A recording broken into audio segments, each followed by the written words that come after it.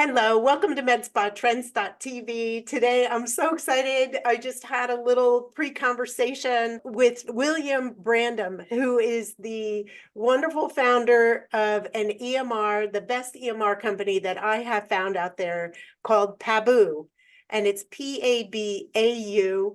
It's really fun to say, so just try that a few times. Really great name, but I just love so much about your business. William, I've had such a great experience with your team and getting to know them. We built a to Z kind of software system for med spas, and it was everything except for an EMR. And so while I was searching around for EMR companies, I ran into Pabau and I was just absolutely thrilled. And then not only with the experience and how high touch you guys are, but also the fact of like you cater to med spas.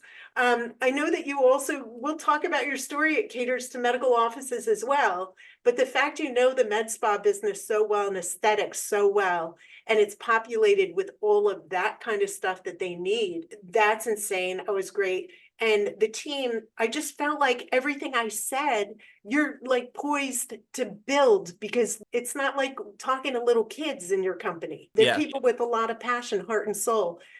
But please tell everyone your story about the origins, like how you started. You're in the UK, and then how it transitioned into the US market. I'd love you to start with that. Yeah, absolutely. Listen, thanks for having me on as well. I'm really excited to be here. And I think the Pabau story is an interesting one. We started in 2012. It was more of a hobby than anything. Man, EMR, I respect that. EMR is such a beast. It's just funny that you chose that as a hobby, because Yeah, it was kind of like it's a strange thing to kind of go from, right? Not having any kind of experience in the I guess the aesthetic sector to kind of almost live and breathe in it, really. We kind of wanted to build something very, very specific. And we felt like there was a lot of salon softwares already out there. And there's a lot of clinical softwares already out there as well. I've spent thousands upon thousands of hours sitting behind reception desks in clinics, and kind of, yeah, like now I would say I have kind of a deep understanding of both the technical, the business side, but also like the actual client side as well, and kind of, what clients want from a software system. But we wanted to kind of tackle a very specific problem that I saw in the sector, which is kind of going paperless. There's a lot of EMR softwares out there, even to this day, where kind of they haven't really kind of tackled that kind of paperless environment problem. I kind of categorize clinics into three categories. You've got paper-based clinics, what I call paper light, and paperless. And we're very much in that category of wanting to kind of create an entirely paperless environment. I started off as a software engineer. After probably 3 or 4 years, I kind of hang the gloves up and I focus much more on the business side. I'm very much still involved in a lot of the technical decisions, but I don't necessarily code anymore. So now you're a lowly CEO. I'm a lonely CEO, yes. Tell us, how many years ago did this start in the UK? And what was your focus? What was your market focus? Was it just medical offices in general?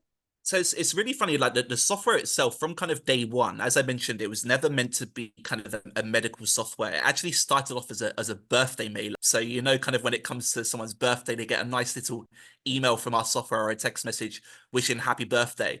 And that's all it was. And we never meant to sidestep into any industries. But we had a lot of attraction for people wanting this software which sends birthday messages. We started off in hair salons, and it really, really grew from there. And one of the clients that was using that was a hair salon in a city called Leicester in the UK. And as they took that software on, they were requesting more and more features outside of just sending birthday emails and text messages. And it kind of grew to be kind of more of a booking system. From there, we kind of moved from salons into the clinical sector. And we found that kind of, not that salons weren't passionate about using our software, we found that we could do a lot more for clinics than we could do for hair salons in a way. Because, the patient journey in a clinic is somewhat sophisticated, and I saw that as a problem where we could create a solution for it, being through automations or some of the other features that Pabau offers today. That's funny, because most people would run as fast as they can away from the clinic. Exactly that. I spent kind of thousands of hours sitting behind reception desks in my hometown, Luton, just kind of looking at the processes, kind of looking what clinicians do on a day-to-day basis, looking how the receptionists use it, looking at the accounts team, the marketing team. So whilst I kind of built the foundations of Pabau, all of the ideas and processes have kind of come from our community from day one until to now. That's great.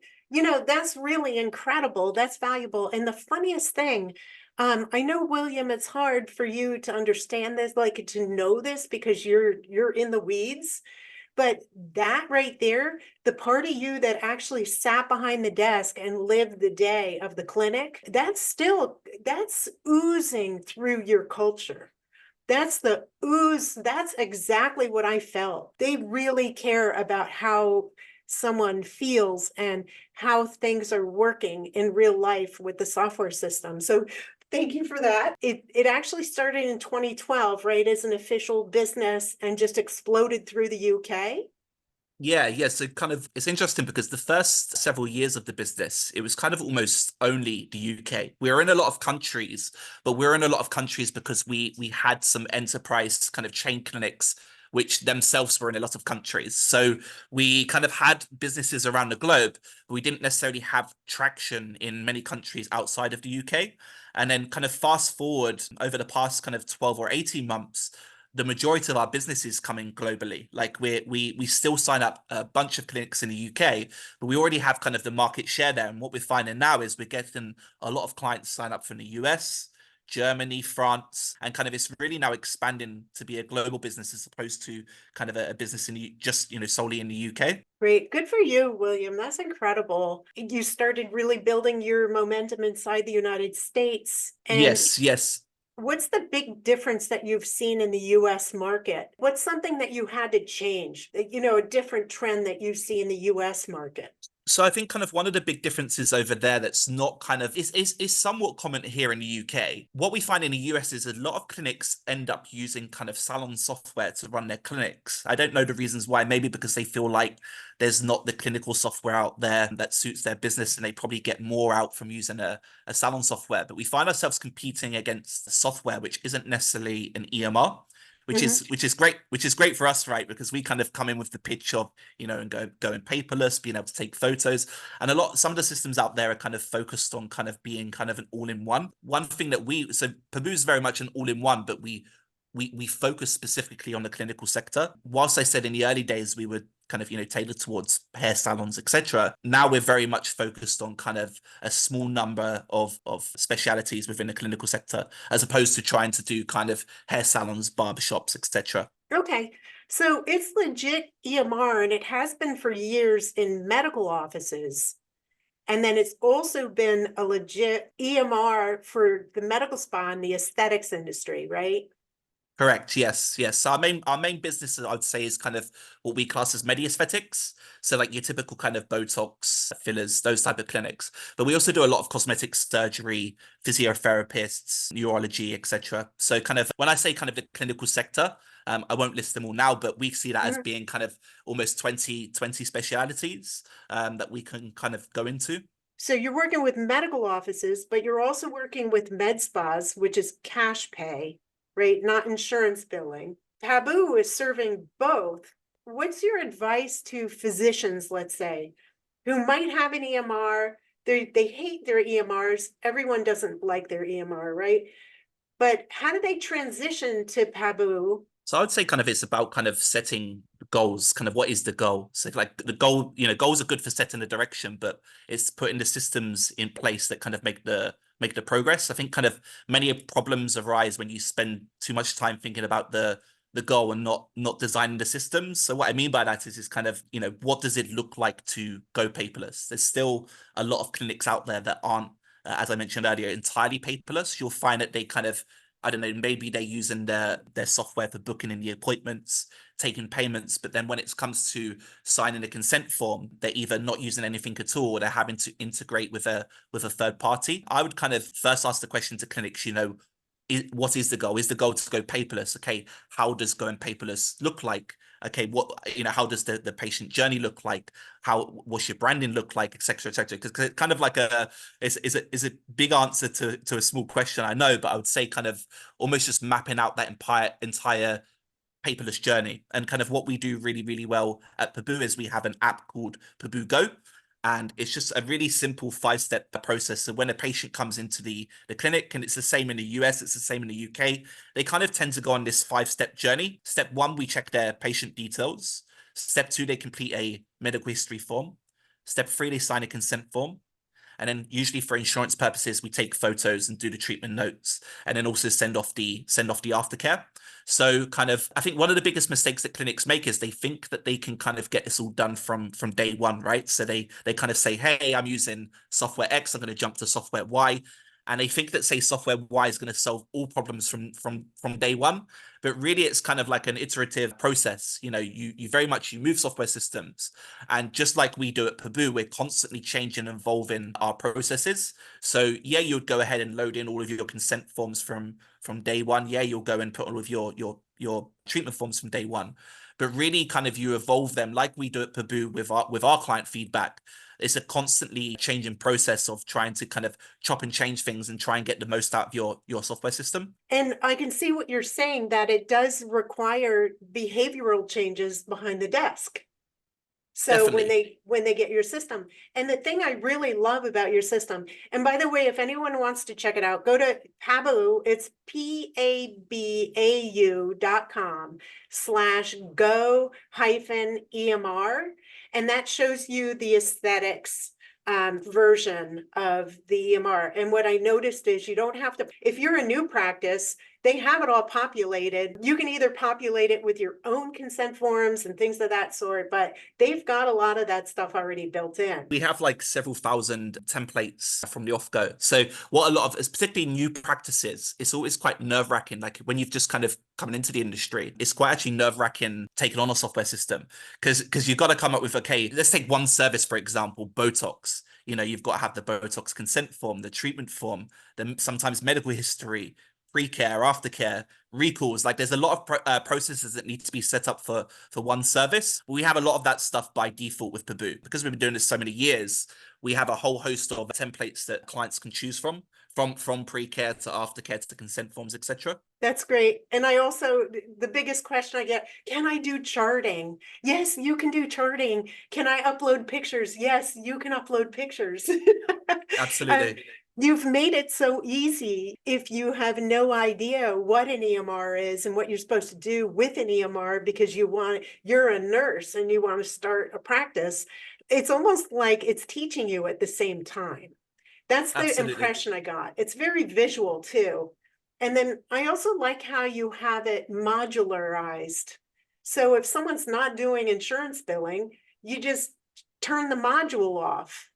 You hide it. Exactly, yeah. Over the past 3 years, we've been in the process of building what we're calling kind of internally Pabau 2. And kind of one of our main goals from day one was to try to build something, not that Pabau 1's necessarily difficult to use, but with Pabau 2, we want to kind of make it feel like fluid in a way. One of the very first clients that I went into with Pabau and gave a demo, the first bit of feedback I got was she was just looking confused throughout the entire demo.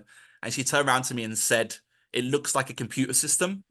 And I walked away from that demo thinking, what does that mean? What the hell does that mean? Like it is a computer system.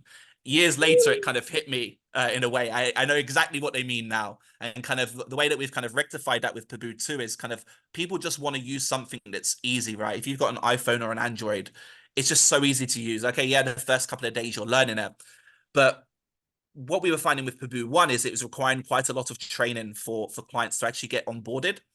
With Pabau 2, we're going down this kind of almost like self-teaching route where everything just feels familiar. So when you're signed up from day one, like I said earlier, it has all of the consent forms, has all of the treatment forms already built in. So you're not having to go through a crazy amount of training to be able to take the software on.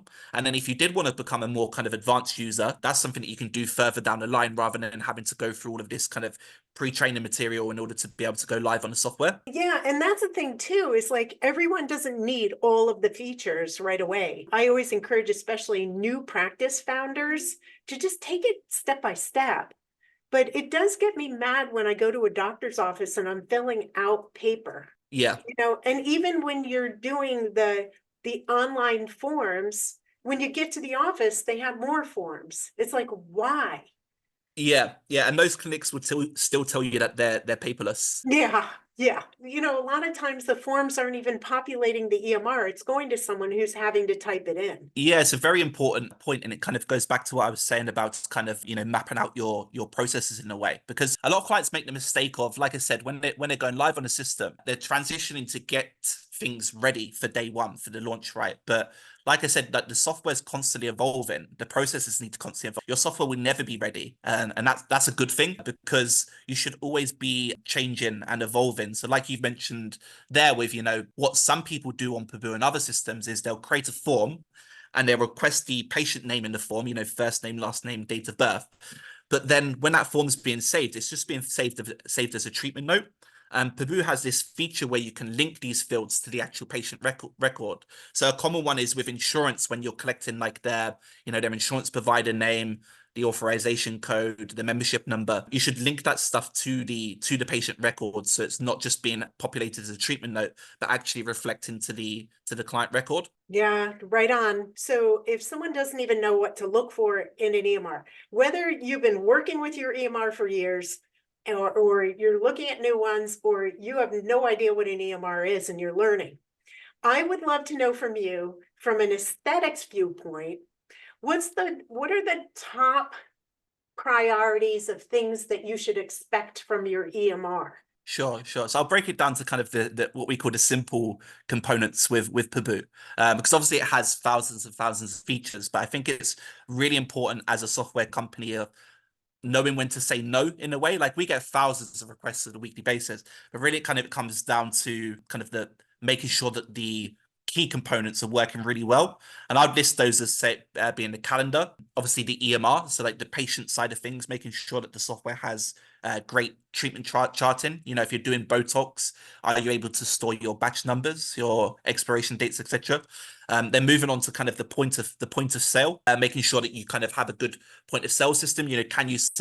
Can you sell packages, especially if you're a med spa? Does that work in the right way in terms of how they're reporting it from an accountancy perspective as well? And then I would say reporting as well. So not normally a big one for smaller clinics, but particularly the larger clinics, having a flexible reporting system is something that's quite important. And those kind of, I would say, are our main components. And the one thing that I would say is kind of not necessarily, it's becoming more popular now, but I don't think that the industry is overly quite ready for it yet, is more kind of things around automation. And so we have some really amazing automation features in Pabau too, almost being able to take any feature or action and being able to automate it. So a common one being like Botox recalls, for example. Client comes in, they spend money on Botox. 90 days later or 110 days later, however long the clinic wants to set it, you can set up automation to send out an email to try to get them back in for the recall.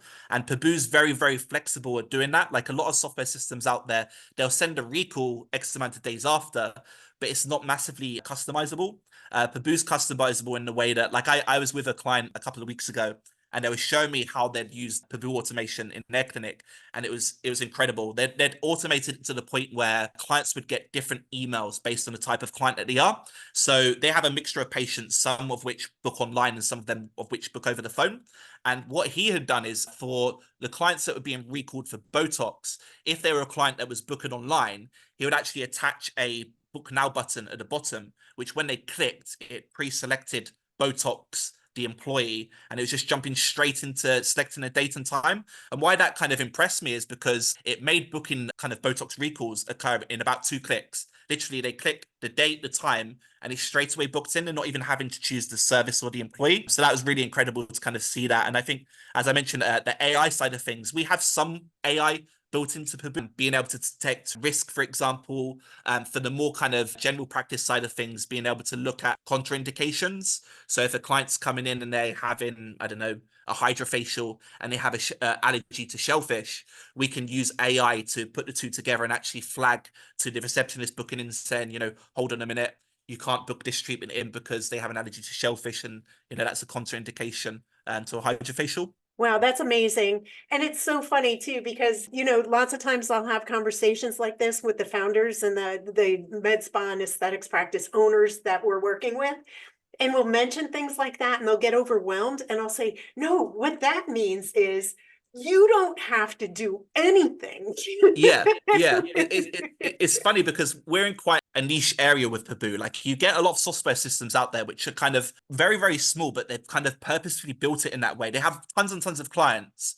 They're very, very, it has a very small amount of features, but that's kind of the market that they're going for.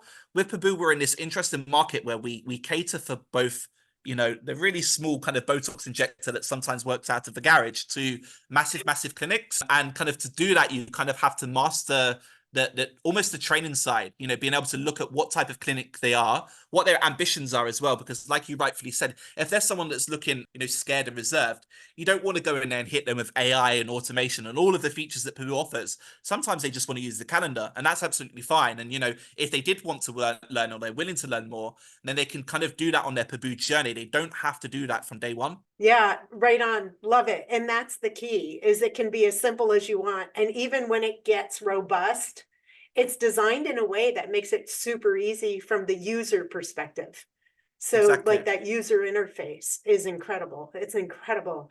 One of the basic fundamental functions is being able to chart by just clicking on a face. And you can upload before and after pictures, all that good stuff. You can share those with your clients. Like Yep, all yep. of those are the FAQs that I get. Can I use it for my booking, nurtures, that kind of stuff? That's going to make all the difference in your clinic. And the thing is too, especially for a new clinic, you're not charged a penny. Pabau doesn't charge a penny until you hit 50 active clients in the EMR. So I'm going to explain to you, you have a database in there and it's called a CRM. And this is your customer relationship management system that can also manage like nurtures. Hi, love you, miss you, those kinds of big event coming, and you're inviting everyone. So it can do all that stuff and keep track of your friends and family and your clients and all that, and prospects. Then there's this piece of the EMR that's only your active clients.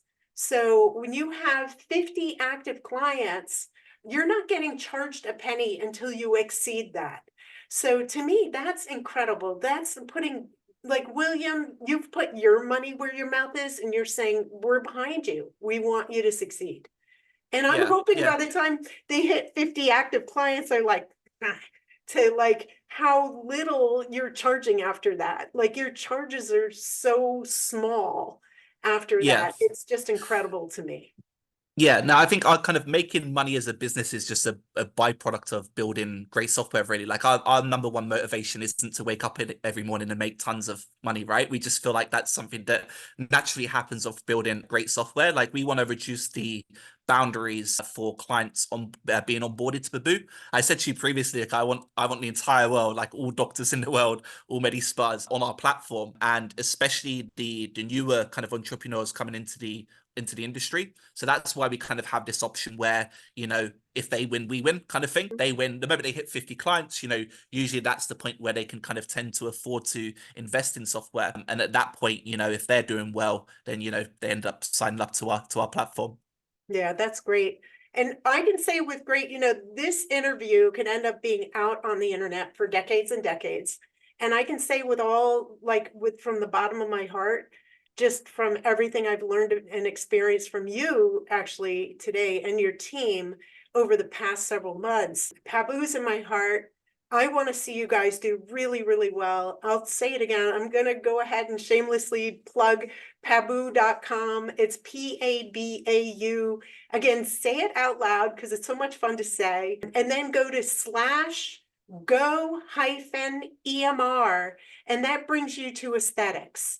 So that'll bring you to how it works. But the biggest thing I want to say is please just book a demo. Noah, the team, they're so incredible. They're patient. They'll answer all your questions. And again, even from them, it's like you don't feel like it's a sales call, like they're pushing hard to sell you. They want you to learn. They want to make sure that it fills your needs, and you'll learn so much from the demo. They are really phenomenal. Is there any words of wisdom, William, that you want to leave with everyone on the way out here?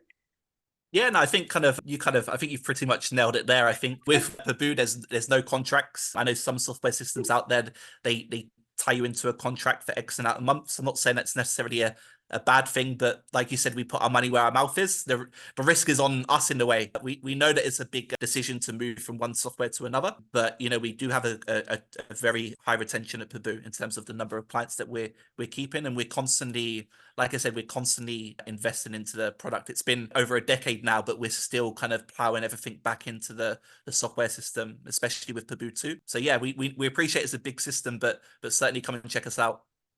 That's great. So this is William Brandham, CEO of Pabau, the best EMR out there for any medical practice, any aesthetics practice. I highly recommend it. And this is not a sales, like this is just an interview with a brilliant CEO. And I really thank you. I know it's a very, very big company. You keep it feeling very high touch. I just got the chills. It's just the culture is incredible. So really kudos to you, William, for everything you've done. Amazing. I really appreciate your spending time with me today. Amazing. And thank you for having me on. Yeah, my pleasure. Cheers. Cheers.